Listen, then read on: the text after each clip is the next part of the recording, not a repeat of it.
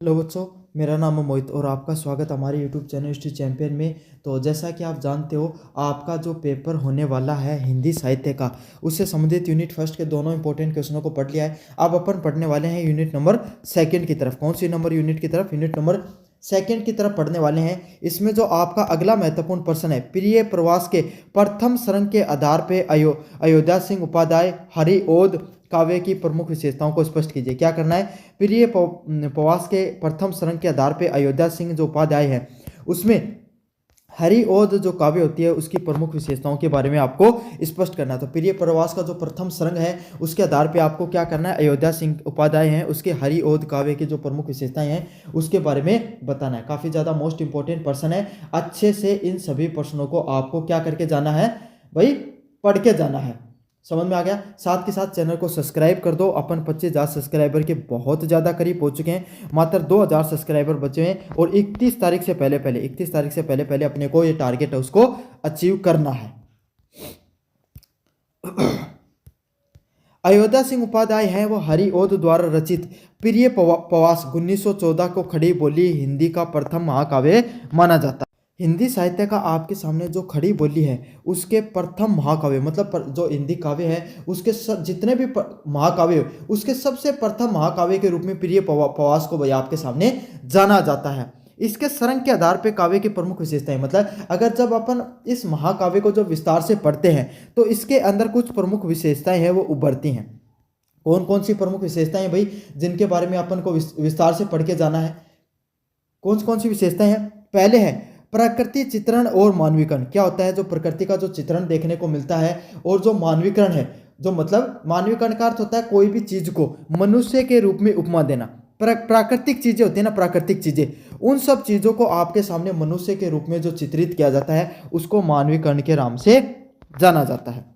तो प्रकृति का चित्रण देखने को मिला और मानवीकरण देखने को मिला।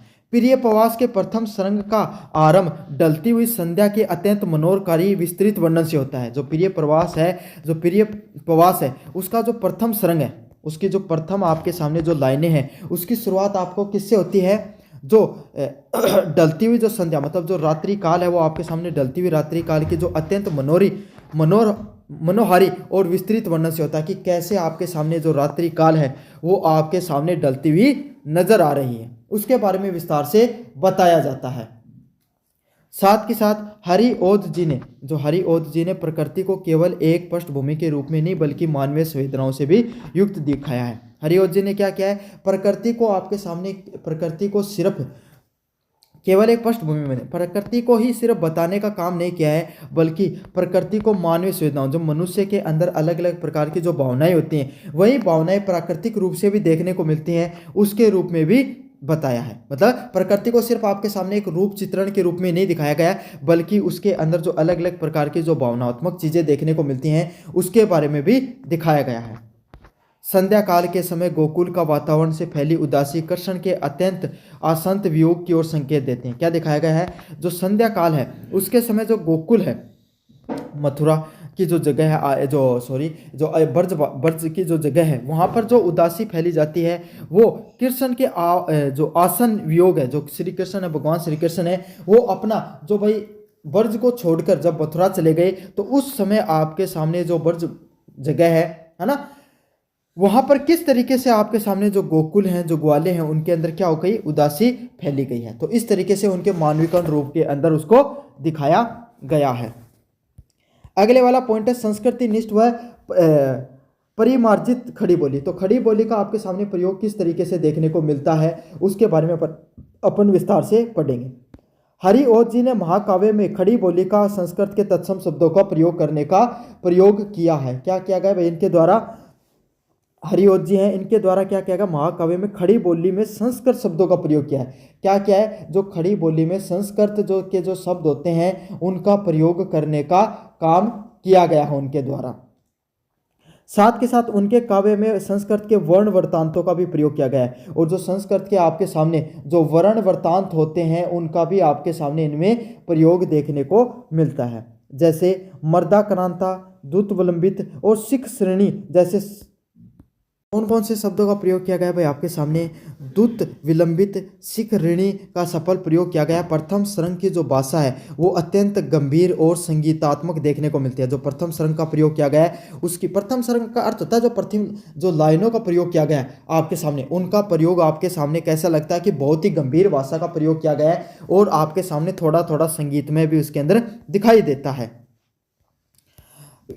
वियोग, श्रृंगार और करुणा। यद्यपि प्रिय प्रवास एक विरह काव्य है, मतलब आपके सामने जो जो भगवान श्री कृष्ण है वो अपना जो देश आपके सामने छोड़कर दूसरी जगह चले जाते हैं, तो उसके अंदर जो लोगों की क्या भावना है, जो बिछड़ने की जो श्री कृष्ण से भावना है, उसके ऊपर विरह के ऊपर काव्य लिखा गया है। क्या लिखा गया है? उसके विरह के ऊपर आपके सामने काव्य लिखा गया है। लेकिन प्रथम सरंग जो होता है, जो प्रथम सरंग होता है उसके विरह की पूर्ण पीठिका तैयार की गई है, और जो प्रथम सरंग होता है उसकी पूर्ण पीठिका है उसको तैयार करने का काम किया गया है। कृष्ण के मथुरा गमन की सूचना से पूरे ब्रज जो ब्रज है उसके अंदर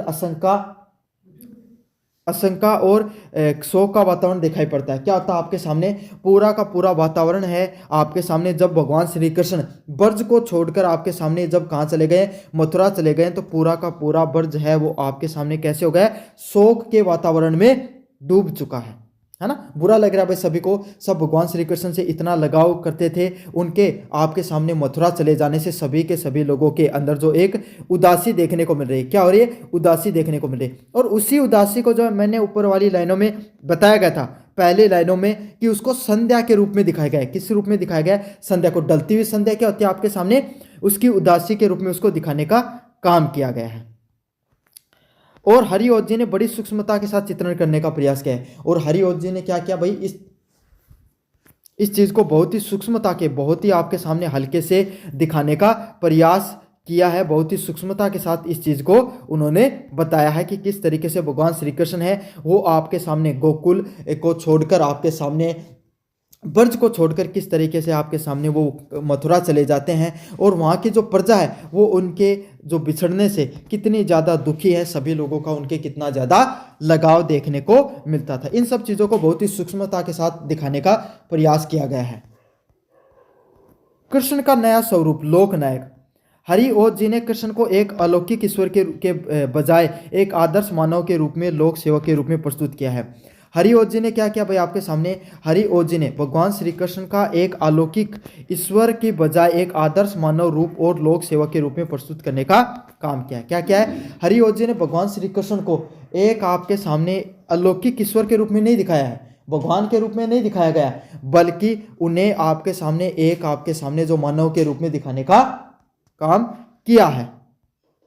वे एक ऐसे नायक हैं जिनका व्यक्तित्व समाज कल्याण के लिए समर्पित है। मतलब उन्होंने उनको ईश्वर के रूप में नहीं दिखाया, बल्कि एक ऐसे रूप में दिखाया गया है कि वो आपके सामने किसके रूप में है? समाज के जो सभी लोग हैं उन सभी लोगों को आपके सामने जनता की सेवा करने के रूप में उनको दिखाया गया है।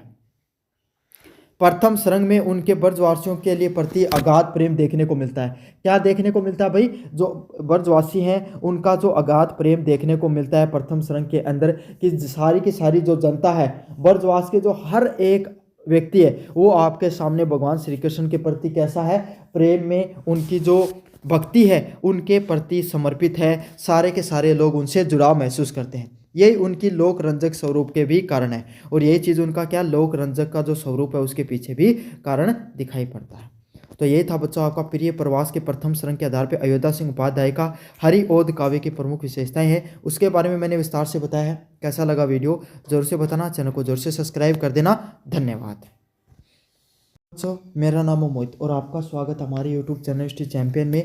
तो जैसा कि आप जानते हो आपका जो पेपर होने वाला है हिंदी साहित्य का, कौन सा पेपर होने वाला है? हिंदी साहित्य का आपके सामने आधुनिक काव्य का जो पेपर होने वाला है उससे संबंधित जितने महत्वपूर्ण प्रश्न है सारे के सारे आपको करवाने वाला हूँ। उससे संबंधित अगले महत्वपूर्ण प्रश्न है मैथिली शरण गुप्त की मातृभूमि और रामधारी सिंह दिनकर की अनल किरीट कविताओं के भाव एवं उद्देश्य के बारे में बताइए। तो मैथिली शरण गुप्त हैं उनके द्वारा जो मातृभूमि कविता लिखी गई और रामधारी सिंह दिनकर के द्वारा जो अनिल किरीट कविता लिखी गई उसका क्या भाव था, क्या उद्देश्य था, उसके बारे में आपको विस्तार से बताना है। समझ में आ गया? तो मैथिली शरण गुप्त की जो मातृभूमि कविता के बारे में बताना है, रामधारी सिंह दिनकर के द्वारा जो अनिल किरीट जो कविता लिखी गई उसके भाव और उद्देश्य के बारे में विस्तार से आपको बताना है। लेकिन इस पर्सन को आगे बढ़ें इससे पहले भाई चैनल को सब्सक्राइब कर देना। आपके सामने अपन ने टारगेट ले रखा है, जो सब्सक्राइबर है 31 तारीख से पहले पहले आपको जो सब्सक्राइबरों का जो टारगेट है उसको अचीव करना है। कितना? 25,000 सब्सक्राइबरों को। अगर इससे ज़्यादा हो गए तो उससे अगले वाले टारगेट को अपन अचीव करने का प्रयास करेंगे। साथ के साथ अगर व्यू प्रोडक्ट को वाले ऑप्शन पे क्लिक करके अगर फ्लिपकार्ट मित्रा से कोई प्रोडक्ट खरीदोगे सबसे ज़्यादा आपको डिस्काउंट देखने को मिलेगा। और डिस्क्रिप्शन में मैंने जो टेलीग्राम का लिंक दे रखा है, किसका लिंक दे रखा है? टेलीग्राम का लिंक दे रखा है। वहाँ पे अगर आप क्लिक करोगे तो ये PDF आपको फ्री में पढ़ने को मिल जाएगी। जाओ और जाकर पढ़ लो भाई। चलिए शुरू करते हैं। मैथिली शरण गुप्त और रामधारी सिंह दिनकर दोनों ही राष्ट्रीय चेतना के प्रमुख कवि माने जाते हैं। कौन? मैथिली शरण गुप्त और रामधारी सिंह दिनकर, दोनों कौन? आपके सामने जो राष्ट्रीय चेतना है, राष्ट्रीय चेतना की जो भावना है उसके सबसे प्रमुख कवियों में से एक हैं। कौन? मैथिली शरण गुप्त और रामधारी सिंह दिनकर। लेकिन उनकी रचनाओं का स्वर और उद्देश्य भिन्न भिन्न होता है। लेकिन उनके द्वारा जो अलग अलग प्रकार की जो रचनाएं लिखी गई हैं और उनका जो उद्देश्य है वो आपके सामने भिन्न देखने को मिलता है, अलग अलग देखने को मिलता है। मतलब मैथिली शरण गुप्त हैं और रामधारी सिंह दिनकर दोनों ही राष्ट्रीय चेतनाओं के प्रमुख कवि माने जाते हैं। और उनकी जो रचनाएं होती हैं उनका जो स्वर है और उद्देश्य है वो कैसे दिखाई पड़ता है भाई? अलग अलग दिखाया जाता है। मतलब उनके द्वारा जो लिखी गई रचनाएं हैं दोनों की अलग अलग है। मैथिली शरण गुप्त के द्वारा कौन सी कविता लिखी गई भाई? मातृभूमि। कौन सी कविता लिखी गई भाई? आपके सामने मातृभूमि जो कविता है वो लिखी गई है। भाव, इस कविता में मातृभूमि के प्रति अगाध भक्ति, वंदना और कृतज्ञता की भावना दिखाई पड़ती है। मैथिली शरण गुप्त के द्वारा जो मातृभूमि लिखी गई इसमें क्या दिखाई पड़ता है भाई? आपके सामने अगाध भक्ति, जो ईश्वर होता है, या आपके सामने जो मातृभूमि है मतलब आपके सामने जो अपनी देशभक्ति के प्रति उन्होंने पूरी की पूरी भावना दिखाने का प्रयास किया है। सारी की सारी उन्होंने जो भक्ति है वो आपके सामने किसके लिए दिखाई है भाई? अपनी जो मातृभूमि होती है, अपनी जो भूमि है, अपनी जो ज़मीन है उसके लिए उन्होंने सारी की सारी जो भक्ति है उसको दिखाने का काम किया है। कृतज्ञता का भाव दिखाया है। किसका भाव दिखाया है? कृतज्ञता का भाव दिखाने का प्रयास किया है। गुप्त जी ने भारत की धरती को साक्षात ईश्वर का सगुण रूप माना है। मतलब जो गुप्त हैं, मैथिली शरण गुप्त, उन्होंने क्या कहा है? जो पृथ्वी है उसको साक्षात ईश्वर का रूप माना है। किसका रूप माना भाई? जैसे ईश्वर होता है उसके रूप में इन्होंने किसको? मातृभूमि को मानने का काम किया है। क्या काम किया है? जो मातृभूमि होती है वो एक प्रकार से ईश्वर के रूप में होती है। किसके रूप में होती है भाई? जैसे ईश्वर होता है उसी तरीके से आपके सामने जो मातृभूमि है वो होती है। रट लेना भाई, जैसे अपन धरती माता मानते हैं ना, तो उसी तरीके से उस रूप में मातृभूमि को माना गया है।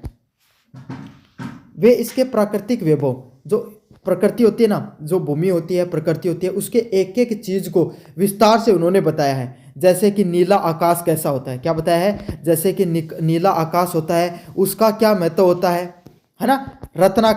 रत्नाकार क्या होता है? जो समुद्र होता है उसका क्या महत्व होता है? सूर्य, चंद्र और हरियाली का क्या महत्व होता है? मतलब समुद्र का क्या महत्व है? सूर्य और जो चंद्रमा है उसका क्या महत्व है? और वहाँ पर पाई जाने वाली हरियाली का क्या महत्व? तो हर एक एक चीज़ का अपना अपना जो महत्व होता है उसके बारे में उन्होंने बात की है। रत्नाकर समुद्र का क्या महत्व है, सूर्य चंद्र का क्या महत्व है और हरियाली का क्या महत्व है, ये सब चीज़ें आपके सामने जो मातृभूमि के आभूषण के रूप में वर्णित की गई है। मतलब जो प्रकृति है, जो हमारी पृथ्वी है, उसको उन्होंने क्या माना है? एक माता के रूप में, एक ईश्वर के रूप में माना है। और उसके जो अन्य प्राकृतिक चीज़ें हैं जैसे सूर्य, चंद्रमा, हरियाली है, उसको उसके आभूषणों के रूप में दिखाया गया है। समझ में आ गया आपको कि जो अन्य चीज़ें हैं, नीला आकाश, रत्नाकर समुद्र, सूर्य चंद्र और हरियाली हैं, ये तो आभूषण है, और बाकी आपके सामने जो पृथ्वी है उसको माता का रूप दिया गया है। उद्देश्य की बात करें, इस कविता का मुख्य उद्देश्य भारतीय नागरिकों को अपनी जन्मभूमि के प्रति गर्व भावना जगाना है। मतलब ये जो कविताएं लिखी जा रही हैं, जो आपके सामने अनेकों अनेक कविताएं लिखी गई, इसमें जो भारतीय नागरिक हैं, जितने भी जो भारतीय लोग हैं, उनको अपने जन्मभूमि, उनकी जो जन्मभूमि है उनके प्रति उनके अंदर गर्व की भावना, प्रेम भावना जगाने के लिए ये सब चीज़ों को बताया गया है। कवि चाहते हैं कि हम पृथ्वी के उपकारों को याद करते हैं। कवि क्या चाहते हैं? आपके सामने जो पृथ्वी के द्वारा या धरती के द्वारा जो हम पर उपकार किए गए हैं, उसके द्वारा जो भोजन देने का काम किया जाता है, पृथ्वी हमें हर रूप स्वरूप में स्वीकारती है, उसके उपकारों को याद रखें और इसके कर्तव्यों का पालन करें। और पृथ्वी के जो अपने कर्तव्य होते हैं, पृथ्वी के जो कर्तव्य हैं उनका भी हम पालन करें। यह कविता शांतिपूर्ण और भावनात्मक राष्ट्रवाद का प्रतीक देती है। यह कविता किस चीज़ का प्रतीक है कि शांतिपूर्ण तरीके से आपके सामने जो राष्ट्रवाद होता है उसका बताने का काम किया है। क्या काम किया है? कविता शांतिपूर्ण तरीके से जो राष्ट्रवाद की भावना है उसको बताने का संदेश है वो देती है। समझ में आ गया आपको अच्छे से? अगले वाला है रामधारी सिंह दिनकर का अनिल किरीट। भाव की बात है, अनिल किरीट अग्नि का मुकुट ओज और पोषण की कविता है। आपके सामने क्या देखने को मिलता है? अग्नि किरीट है वो ओज और पोषण की कविता है, जहाँ गुप्त जी का स्वर कोमल है। क्या देखने को मिलता है? जो गुप्त जी हैं, कौन? रामधारी सिंह हैं जो दिनकर हैं, उनके द्वारा आपके सामने जो अपनी भाषा का प्रयोग किया गया है वो कैसी भाषा है? एकदम सरल, सुगम और कोमल भाषा का प्रयोग किया गया है। कैसी भाषा का प्रयोग किया गया है भाई? एकदम कोमल भाषा का प्रयोग किया गया है। वही दिनकर सिंह के स्वर कैसे विद्रोही और क्रांतिकारी है। कैसे स्वर है भाई? रामधारी सिंह दिनकर अपनी विद्रोही विचारधारा और क्रांतिकारी विचारधारा के लिए जाने जाते हैं। किस विचारधारा के लिए? क्रांतिकारी बातें करने के लिए और आपके सामने विद्रोही बातें करने के लिए उनको जाना जाता है। इसमें कवि ने कठिन परिस्थितियों को में भी मस्तक ऊंचा रखने के लिए संघर्ष करने के भाव को प्रधानता दी है। इसमें कवि ने क्या किया है? कैसी भी मुश्किल परिस्थितियाँ आई, मुश्किल परिस्थितियों के अंदर अपने आप को कैसे बनाए रखना है, अपने आप को नीचा नहीं दिखाना, आपको हमेशा कैसा दिखाना भाई? आपको हमेशा कठोर और मजबूत बनकर रहना है और हमेशा जीवन में संघर्ष करने की जो भावना है उसको प्रधानता दी है कि भाई आपको जीवन में सदैव इंसान को, मनुष्य को संघर्ष करते रहना जरूरी होता है। अनिल किरीट की चुनौतियों के बीच में साहस और शौर्य के प्रतीक के रूप में दिखाया गया है। और क्या दिखाया गया है? अनिल किरीट की जो चुनौतियां हैं, जो मुश्किलें हैं, उसके बीच में अपने को साहस और शौर्य के साथ क्या करना चाहिए? संघर्ष करना चाहिए। क्या करना चाहिए? साहस और शौर्य के साथ आपको संघर्ष करना चाहिए। इस चीज़ के रूप में, इस प्रतीक के रूप में उनको दिखाने का प्रयास किया गया है। उद्देश्य की बात करें, इस कविता का उद्देश्य देश की युवा पीढ़ी में साहस और स्वाभिमान का संचार करना है। इस कविता में क्या किया गया है? इस कविता का संदेश यही है कि हमारी जो युवा पीढ़ी है, जो आज के समाज की जो पीढ़ी है, उसके अंदर अपनी देशभक्ति के लिए, जो हमारा देशभक्ति है उसके लिए स्वाभिमान जगाया जाए। उसको देशभक्ति के बारे में बताया जाए कि कोई देशभक्ति कितनी बड़ी होती है और उसमें साहस की भावना भी भरी जाए। क्या किया जाए? लोगों को साहस की भावना है उससे भी अरोत-प्रोत किया जाए। रामधारी सिंह दिनकर का मानना है केवल शांति की बात से राष्ट्र की रक्षा नहीं होती है। अगर हम बार बार राष्ट्र की अगर शांति की बात करते रहें तो शांति से ही सिर्फ राष्ट्र की रक्षा नहीं होगी, बल्कि उसके लिए शक्ति, पौरुष और अग्निपथ पर चलने की आवश्यकता है। अगर अपने देश की रक्षा करनी है तो हमें शक्ति प्रदर्शन करने की जरूरत होगी। किसकी जरूरत होगी? शक्ति प्रदर्शन करने की जरूरत होगी। शक्ति दिखानी होगी अपनी, अग्निपथ पर चलने की जरूरत होगी। किस पे चलने की जरूरत होगी? अग्निपथ होता है उस पे चलने की आवश्यकता होगी।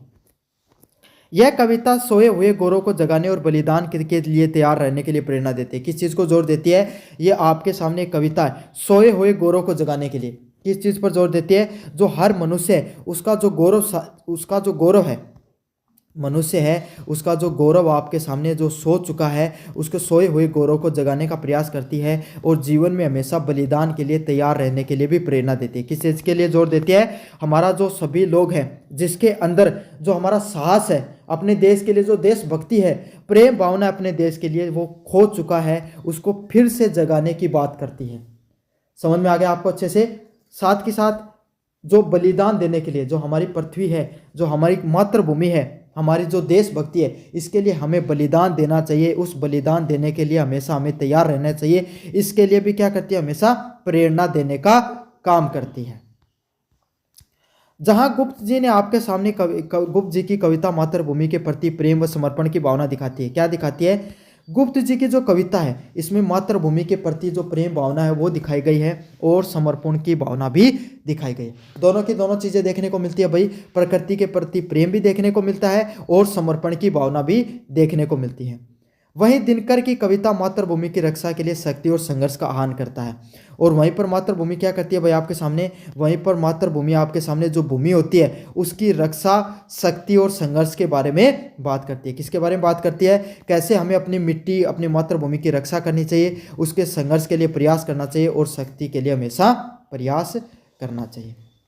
तो बच्चों, ये था मैथिली शरण गुप्त का मातृभूमि और रामधारी सिंह दिनकर की अनिल किरीट की कविता की भाव और उद्देश्य, उसके बारे में मैंने विस्तार रूप से बता दिया है। कैसा लगा वीडियो ज़रूर से बताना, चैनल को ज़रूर से सब्सक्राइब कर देना। धन्यवाद। हेलो बच्चों, मेरा नाम है मोहित और आपका स्वागत हमारे यूट्यूब चैनल हिस्ट्री चैंपियन में। तो जैसा कि आप जानते हो, आपका जो पेपर होने वाला है आधुनिक काव्य का, कौन सा पेपर होगा? जो आधुनिक काव्य का जो पेपर होगा उससे संबंधित जितने महत्वपूर्ण प्रश्न होने वाले हैं सारे के सारे मैं आपको करवाने वाला हूँ। उसका जो अगला महत्वपूर्ण प्रश्न है, अज्ञे की नदी की दीप अथवा यह दीप अकेला कविता के माध्यम से काव्य की प्रमुख विशेषताओं की विवेचना कीजिए। मतलब अज्ञे के द्वारा जो लिखा गया है नदी के दीप और ये दीप अकेला कविता के माध्यम से उनके काव्य की जो प्रमुख विशेषताएं होती हैं उसके बारे में बताना है। काफ़ी ज़्यादा मोस्ट इंपॉर्टेंट पर्सन होने वाला भाई आपके सामने। साथ के साथ ये जो क्लास पढ़ा रहा हूँ इसके जो PDF है ये आपके सामने टेलीग्राम चैनल पे मिल जाएगी। जाओ और जाकर आपके सामने टेलीग्राम चैनल को जरूर से ज्वाइन कर लेना। और आपके सामने जो 25,000 सब्सक्राइबर का आपको जो चैलेंज ले रखा है 31 तारीख से पहले अपने को 25,000 सब्सक्राइबर पूरे करने हैं। तो सभी बच्चों से रिक्वेस्ट है भाई, चैनल को एक बार सब्सक्राइब जरूर से कर देना। प्रश्न की बात करें, सच्चिदानंद हीरानंद वात्स्यायन अज्ञे प्रयोगवाद और नई कविताओं के प्रमुख कवि माने जाते हैं। सच्चिदानंद हीरानंद वात्स्यायन जो अज्ञे हैं भाई, ये अज्ञे का पूरा नाम है सच्चिदानंद हीरानंद वात्स्यायन। ये अज्ञे जो हैं इनकी जो आपके सामने प्रयोगवाद कविता के जो आपके सामने एक जो विशेषता रही है, क्या? प्रयोगवाद आपके सामने कविता की विशेषता रही है ना। एक दौर रहा है कविताओं के निर्माण का प्रयोगवाद। वो नई कविताओं के प्रमुख कवि, कौन सी कविताओं के? जो नई कविता जो आपके सामने नई कविता जो हिंदी साहित्य के अंदर देखने को मिलती है उन कविताओं के सबसे प्रमुख कवि कौन है भाई? आपके सामने अज्ञे हैं। उनकी कविताएं नदी के दीप और ये दीप अकेला व्यक्ति और समाज के अंदर गहरे संबंधों को उजागर करती है। क्या करती है? नदी के दीप और ये दीप अकेला है, ये दो आपके सामने उनकी जो कविताएं लिखी गई उनके द्वारा, नदी के दीप और यह दीप अकेला, ये व्यक्ति और समाज के बीच में जो हमारे जो लोग हैं और जो समाज है उनके बीच में क्या संबंध है उसको बताने का काम करते हैं। क्या करते हैं? ये दीप अकेला और जो आपके सामने नदी के दीप कैसे एक मनुष्य और जो समाज है उनके बीच में जो अंतर संबंध देखने को मिलता है उसको बताने का काम करती हैं। काव्यगत विशेषताओं की बात करें, वैशिष्ट व समशिष्ट का संबंध। अज्ञे की कविताएं व्यक्ति वैशिष्ट व समाज समशिष्ट के बीच में संतुलन पर बल देते हैं। किस चीज़ पर जोर देते हैं? अज्ञे की जितनी भी कविताएं हैं ना, ये कोई भी व्यक्ति होता है, क्या होता है? कोई भी व्यक्ति होता है जो वैशिष्ट व्यक्ति होता है और जो समाज होता है, समाज में जो समशिष्ट होता है उसके बीच में संतुलन पर जोर देने का बल देती हैं। समझ में आ गया? तो अज्ञे की कविता व्यक्ति पर और समाज पर दोनों के बीच में संतुलन होना बहुत जरूरी है, इस चीज़ पर जोर देती हैं। यह दीप अकेला में दीप व्यक्ति को और पंक्ति समाज को बताती है। ये दीप अकेला में क्या बताया जाता है? जो दीप होता है ना उसमें इस दीप अकेले में दीप है व्यक्ति को बताती हैं और पंक्ति किसको बताती हैं? समाज को बताती हैं। दीप किसको बताया जाता है? आपके सामने व्यक्ति के नाम से बनाया जाता है। क्या बताया जाता है? कोई भी व्यक्ति होता है ना उसको आपके सामने दीप के नाम से जाना जाता है और समाज को किसके नाम से जाना जाता है? पंक्ति के नाम से जाना जाता है। समाज को किसके नाम से जाना जाता है? पंक्ति के नाम से जाना जाता है। मोस्ट इंपॉर्टेंट पर्सन है भाई, समाज को पंक्ति के नाम से जाना जाता है और दीप को व्यक्ति के नाम से जाना जाता है।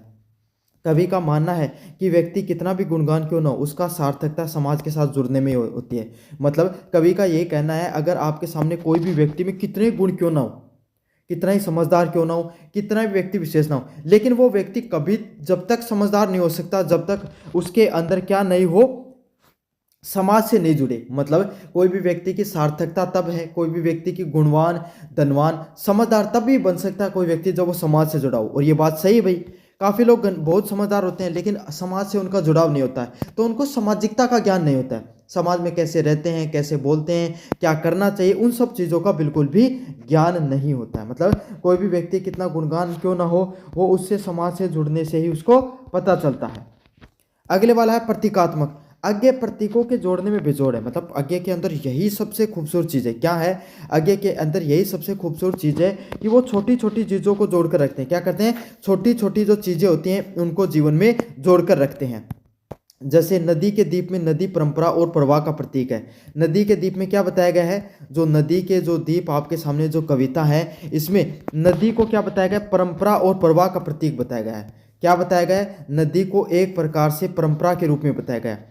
समझ में आ गई? जो अलग अलग प्रकार की जो परंपराएं पाई जाती हैं उनके बीच में और प्रवाह है, जैसे पानी बहता है उसका जो प्रवाह होता है उसके प्रतीक के रूप में बताया गया है। दीप व्यक्ति का प्रतीक है। दीप किस चीज़ का प्रतीक है भाई? आपके सामने कोई भी व्यक्ति होता है उसका प्रतीक होता है, और भूखंड, समाज और संस्कृति का। तो एक एक चीज़ को समझो। नदी के दीप में नदी के अंदर जो परंपराएं, नदी है वो किसको बताती हैं? जो अलग अलग प्रकार की जो परंपराएं और जो प्रवाह है, पानी बहता रहता है, और पानी का बहने का अर्थ होता है कि जो समाज में जो परंपराएं देखने को मिलती हैं उसके बारे में बात की जाती है। दीप व्यक्ति का प्रतीक है। दीप किसका प्रतीक? आपके सामने जो कोई भी व्यक्ति होता है ना, उसके प्रतीक के रूप में दीप को दिखाया गया है। और भूखंड, समाज या संस्कृति का। और दीप किसका प्रतीक है भाई? समाज के अंदर कोई भूखंड है, कोई समाज या संस्कृति के रूप में दिखाया गया। वे बताते हैं कि व्यक्ति समाज से ही निर्मित होता है। आपके सामने आगे के द्वारा क्या बताया गया है कि आपके सामने कि कोई भी व्यक्ति है ना, उसका निर्माण किससे होता है? समाज से। कोई भी व्यक्ति है उसका निर्माण समाज से होता है। अगर समाज में सामाजिकता किसी व्यक्ति को पता है तो ही वही आपके सामने एक बेहतर व्यक्ति के रूप में निर्माण होता है। फिर भी उसका अपना स्वतंत्र निर्माण है। समाज का तो हिस्सा है ही है, लेकिन स्वतंत्रता के साथ भी उसका महत्व। भाई कोई भी व्यक्ति, समाज के अंदर हर व्यक्ति का अपना एक महत्व है, स्वतंत्र महत्व। और जब छोटे छोटे आपके सामने इस प्रकार से जो व्यक्ति होते हैं, इसी प्रकार से सभी लोगों के मिलने से तो समाज का निर्माण होता है। बौद्धिकता और दार्शनिकता। आज्ञा के काव्य में भावुकता का स्थान पर बौद्धिकता का प्रधानता देखने को मिलती है। आज्ञा की, जैसे आपके सामने जो आज्ञा की जितनी भी कहानियां और कविताओं को पढ़ते हो, जैसे नदी के दीप को ही पढ़ लो, तो इसमें जो अगर आपके पास समझ नहीं है, हिंदी साहित्य की समझ नहीं है, सामाजिकता की समझ नहीं है, तो आप आज्ञा के द्वारा लिखे गए साहित्य को कभी भी नहीं पढ़ सकते हो। आज्ञा के काव्य में भावुकता नहीं दिखाई पड़ती है। आज्ञा की अगर कविताओं की बात करें तो भावुकता बिल्कुल भी नहीं है, बौद्धिकता का प्रदान है। किसका प्रदान है? बौद्धिकता का आपके सामने प्रधानता देखने को मिलती है। इंटेलिजेंस की बात ज़्यादा होती है। किसकी बात होती है? इंटेलिजेंस की बात ज़्यादा होती है, बौद्धिकता की बात ज़्यादा होती है। उनकी कविताएं जीवन के गहन रहस्य और सेल्फ की खोज पर आधारित होते हैं। क्या होते हैं? जो आपके इनके द्वारा जो कविताएं लिखी गई हैं, आज्ञा के द्वारा जो कविताएं लिखी गई हैं, वो जीवन के अंदर अलग अलग प्रकार के गहन रहस्य और सेल्फ की खोज पर प्रवृत्तित होती हैं। क्या होती हैं? मतलब जीवन के जो अलग अलग प्रकार के जो रहस्य पाए जाते हैं ना, उसके बारे में होती हैं, और खुद की खोज के बारे में होती हैं। मतलब जैसे कोई भी इंसान है ना, अपने ज़िंदगी में उसको किस प्रकार के दुखों का सामना करना पड़ता है, किस तरीके के उसके विचार जीवन में आते हैं, और किस तरीके के वो कार्य करता है, इन सब चीज़ों की बात किसके अंदर की जाती है भाई? आपके सामने आज्ञा के द्वारा लिखी गई कविताओं में की जाती है। वे व्यक्ति की गरिमा और उसकी अकेली सत्ता को महत्वपूर्ण मानते हैं। वो क्या मानते हैं? जो कोई भी व्यक्ति है उसके द्वारा लिखी गई गरिमा और अकेली सत्ता को महत्वपूर्ण मानते हैं। समझा? कोई भी व्यक्ति है वो इंडिपेंडेंट रूप से जीवन में क्या कर सकता है उसके बारे में, और अकेली सत्ता को महत्वपूर्ण मानते हैं।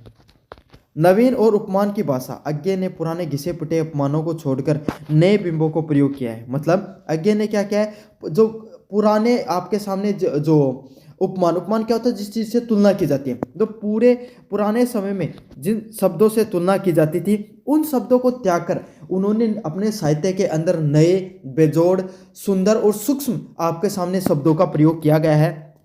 जिससे क्या होता है? भाषा में तत्सम प्रदान होता है। कौन सा प्रदान होता है? तत्सम शब्द प्रदान होते हैं। क्या होता है? तत्सम शब्द वो प्रदान होते हैं। होते हुए भी आधुनिकता का बोध होता है, और तत्सम शब्द प्रदान होते हुए भी कैसे लगता है कि चीज़ें वो कैसी हैं? आधुनिक है। चीज़ें कैसी हैं भाई? आपके सामने आधुनिक है। यह दीप अकेले में मधु, गोरस और अंकुर जैसे शुद्ध व्यक्तियों की आंतरिक शक्ति को दिखाता है। क्या दिखाता है? ये जो दीप होता है आपके अंदर, इसमें क्या दिखाया गया? मधु, गोरस और अंकुर जैसे शुद्ध शब्दों और आंतरिक शक्ति को दिखाया गया। क्या दिखाया गया? मधु, गोरस और अंकुर जैसे शुद्ध व्यक्ति और आंतरिक शक्ति को दिखाने का काम किया गया। क्षणवाद। क्षणवाद क्या होता है?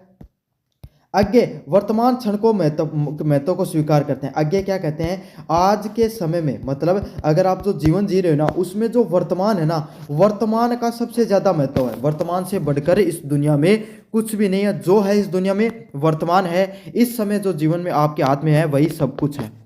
उनके अनुसार जीवन की सार्थकता सबसे बड़े भविष्य के बजाय वर्तमान में अपनी पूरी क्षमता के साथ जीने में है। आज्ञा ने क्या कहा? जीवन की सार्थकता इसी चीज़ में है कि आप बड़े भविष्य, मतलब आप जीवन में आगे क्या करोगे। काफ़ी लोगों को आपने जीवन में देखा होगा, लोगों को क्या अपने जीवन में देख लो, अपने सोचते हैं कि भाई मैं ये कर लूँगा, मैं वो कर लूँगा, मैं ये कर लूँगा, आगे जाकर वो करूँगा, और उस चक्कर में अपना आज खराब कर लेते हैं। क्या कर लेते हैं? अपना जो आज है ना, वर्तमान समय, उसको आपके सामने क्या कर लेते हैं? खराब कर लेते हैं। और आपके सामने जो वर्तमान है उसको पूरी क्षमता के साथ नहीं जी पाते हैं। तो आज्ञा का यही कहना है कि जीवन में ना भूतकाल को ज़्यादा समझो, ना भविष्य काल में इतना ज़्यादा पढ़ो। किसको पता है कि भविष्य काल में आप कहाँ हो, क्या करोगे जीवन में, समझ में आ गया। इसीलिए अपने वर्तमान है उसको पूरी क्षमता के साथ जीना चाहिए। वर्तमान में जो चीज़ें हैं उसको अच्छे से जीना चाहिए। ज़िंदगी में अगर वर्तमान को सही से जियोगे तभी जीवन में आप आगे बढ़ पाओगे। समझ में आ गया। तो अग्नि के जो नदी के दीप अथवा ये दीप अकेला कविता के माध्यम से उन्होंने काव्य की जो प्रमुख विशेषताएं हैं इसके बारे में आपको बताया। कैसा लगा वीडियो जोर से बताना, चैनल को जोर से सब्सक्राइब कर देना। धन्यवाद। मेरा नाम है मोहित और आपका स्वागत हमारे यूट्यूब चैनल हिस्ट्री चैंपियन में। तो जैसा कि आप जानते हो आपका जो पेपर होने वाला है हिंदी साहित्य का, किसका पेपर होगा, हिंदी साहित्य का जो पेपर होगा आधुनिक काव्य का। किसका पेपर होगा, जो आधुनिक काव्य का जो पेपर होगा उससे संबंधित जितने महत्वपूर्ण प्रश्न होने वाले हैं सारे के सारे मैं आपको करवाने वाला हूँ। पहला प्रश्न, उसका जो अगला प्रश्न है, रघुवीर साय की कैमरे में कैद अपाहिज कविता का सार, व्यंग्य व उद्देश्य को स्पष्ट कीजिए। क्या बताना आपको, रघुवीर साय के जो कैमरे में कैद अपाहिज है उस कविता का क्या सार है, क्या व्यंग्य को प्रयोग किया गया और क्या उद्देश्य को स्पष्ट किया गया, उसके बारे में आपको बताना है।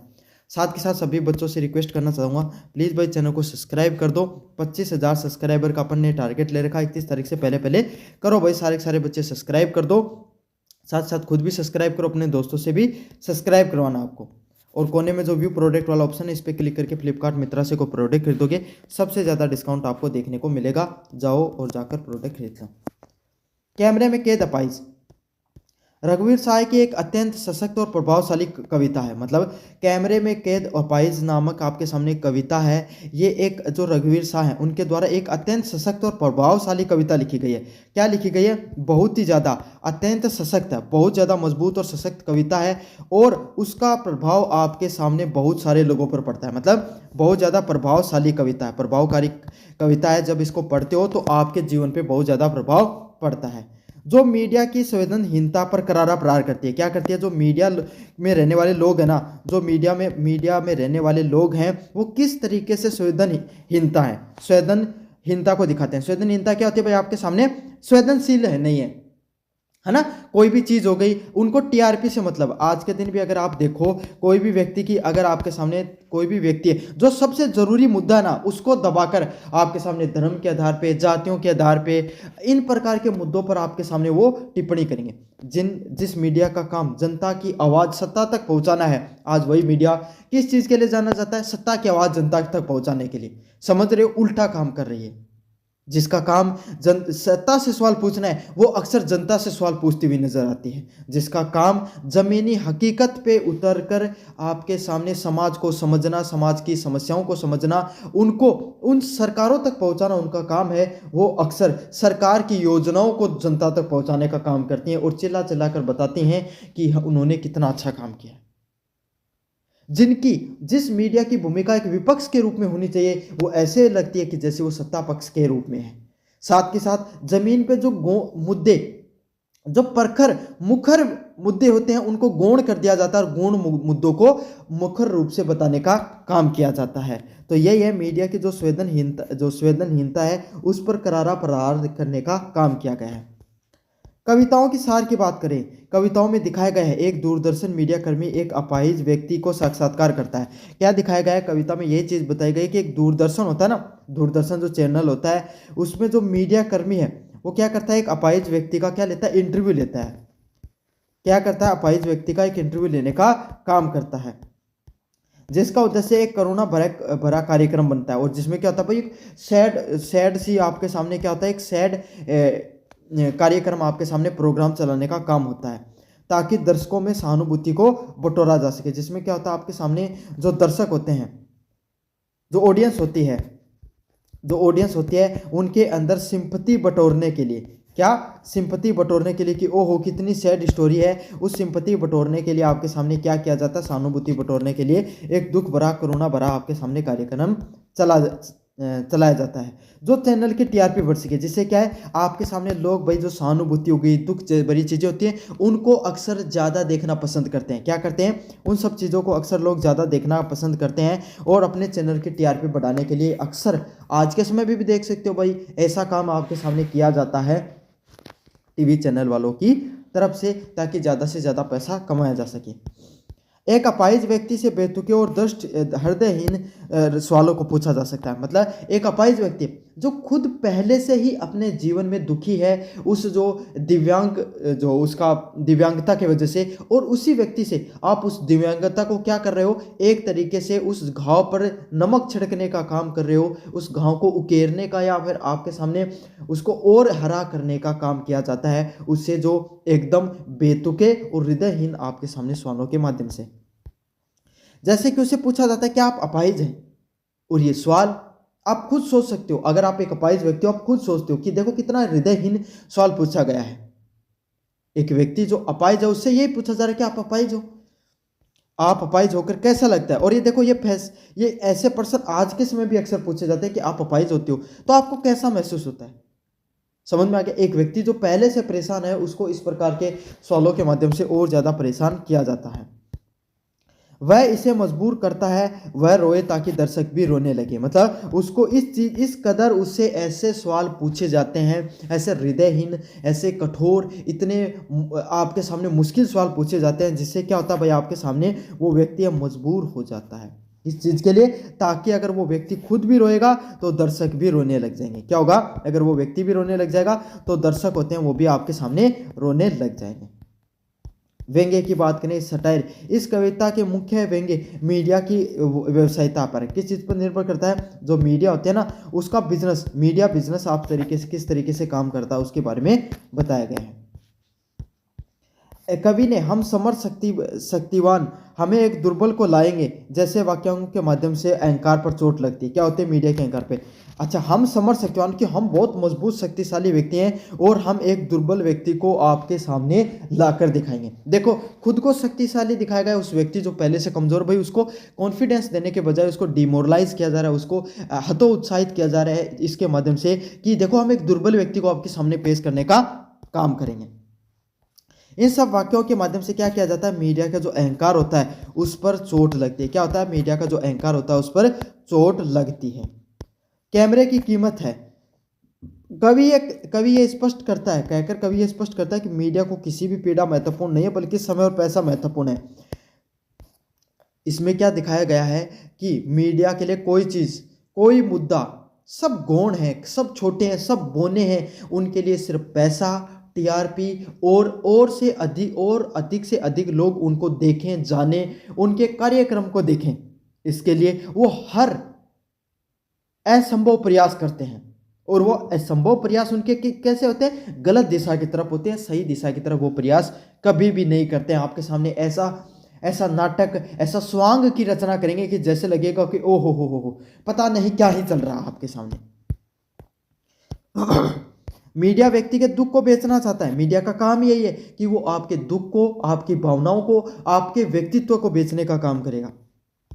वह सहानुभूति का नाटक करता है, वो दिखाता है कि ओहो हम तो आपके प्रति संवेदनशील हैं, हम आपके दुखों को समझते हैं, हम आपके मुद्दों को समझते हैं, लेकिन वास्तविकता ये है कि वो किसी चीज़ को नहीं समझना चाहते, उनको पैसे और टीआरपी से मतलब है।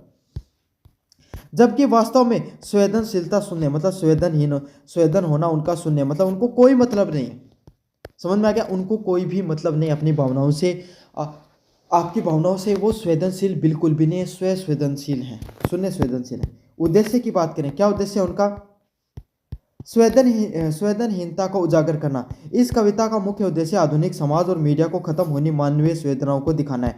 क्या दिखाना है, इस कविता का यही उद्देश्य है कि जो आधुनिक समाज है, कौन सा समाज है, जो आधुनिक समाज है उसमें मीडिया है, उसका आपके सामने जो रोल है वो कैसे खत्म होता जा रहा है, और मानवीय संवेदनाएं वो भी धीरे धीरे कैसी गिरती चली जा रही हैं। क्या दिखाया गया है कि मीडिया, जिस मीडिया का काम आपके सामने जो समाज है, समाज के अंदर जो अलग अलग प्रकार की जो संवेदनाएं हैं, मानवीय संवेदनाएं, उसको दिखाना है। वो मानवीय संवेदनाएं तो खत्म होती जा रही हैं, और मीडिया का काम बस आज के समय सिर्फ यही रह गया है कि वो आपके सामने टीआरपी और पैसे के लिए काम करे। संवेदनहीनता को उसको कोई मतलब नहीं है, सामाजिक मुद्दों से उसको कोई भी मतलब नहीं है।